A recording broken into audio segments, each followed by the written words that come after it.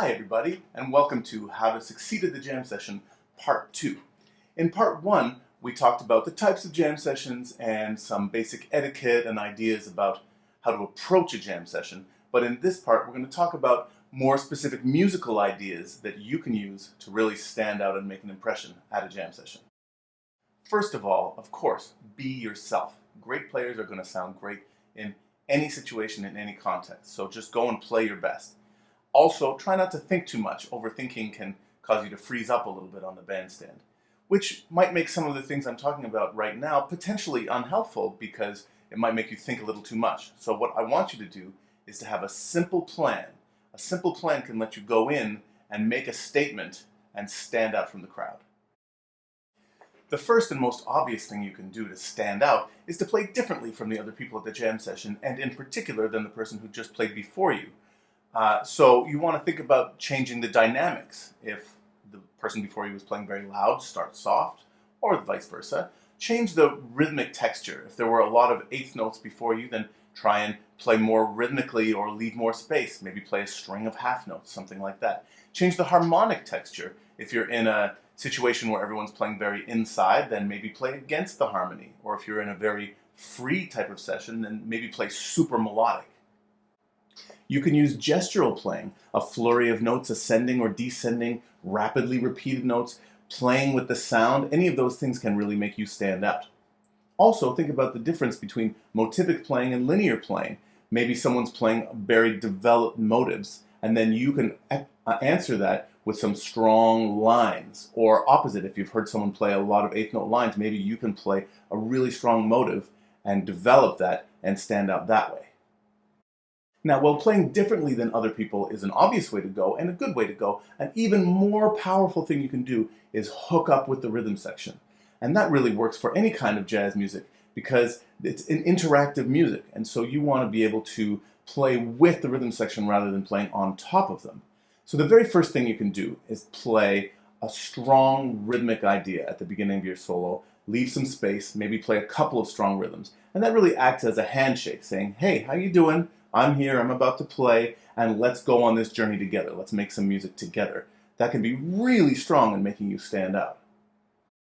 Also, to hook up with the rhythm section, the best thing you can do is to leave some space. Every time you leave a space, that's an opportunity for the drummer to answer something rhythmic you've played, or just to fill up the space and to bring it to the next level, or for the chord acts to play something harmonically or melodically that echoes or answers what you've said, and it really allows a real interaction going on. So don't forget to leave space.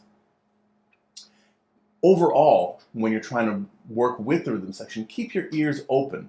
Be ready to react. And by the way, this is why we play tunes that we already know at the jam session, so that you're not sitting there trying to remember what the changes are or being worried about catching the changes. You're just relaxing and playing music the way that you're hearing it. The next way you can succeed at a jam session is to say yes to the music. You might have heard that in improv comedy, the rule is that you must say yes and. Basically, whatever the person has said before, you have to agree with and add to it rather than negating what they've said. Well, that totally applies to jazz as well. Anything that happens on the bandstand, musically, is what has happened, and now you need to go from there. So there is a tendency sometimes in jam sessions to say, oh, well, this guy got lost, or this guy's time isn't feeling the way I want it to feel. But none of those things help in the moment you sound better or the music sound better. So if you say yes to whatever's going on and then work with that, there's a much better chance that the music's going to sound great and therefore you're going to sound great and stand out. So if someone makes a strong statement in one direction, be it the form, be it dynamics, be it rhythmic texture, whatever happens, go with it and see where it takes you. And now a note to the rhythm section who are accompanying the players at the jam session.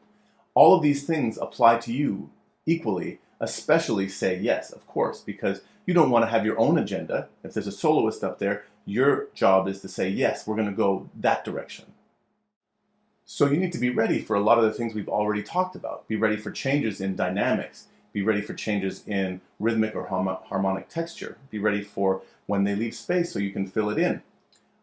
Be aware of the difference between sort of motivic playing or rhythmic playing, which may ask you to be very interactive with the soloist, or someone who's playing much more linearly and is looking for a strong bass underneath. Either way, if you go with the music, everyone's going to sound better.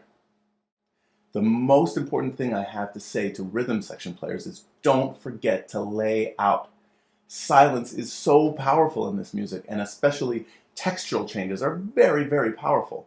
And so not only can you make a strong statement by stopping playing and allowing the music to breathe that way, but then you also get to grab everyone's attention again by coming back in at the right spot and really bringing the music up to the next level. It's amazing what a difference a rhythm section player laying out here and there in the course of a session can make to the overall shape of the music.